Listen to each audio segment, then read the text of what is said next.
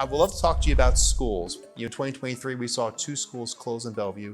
Recently, I went to an Eastside funding crisis town hall, was talked about just the shortfall in funding for schools all around the East Side. Just wanted to touch upon that and get your thoughts. I think specific challenges that in many ways are also kind of linked with the housing market, that it's really expensive to live here, and so it makes it hard to hire all the folks who work in schools. It makes it hard for teachers to afford to live in these neighborhoods, and so frankly, I do think a lot of the education costs are a bit higher in Seattle and Bellevue, and around Puget Sound. As I said, it's really sort of a statewide challenge at the moment, but it's especially acute here. Trying to raise a family, have kids, is sort of at this intersection of several major cost crises in the United States.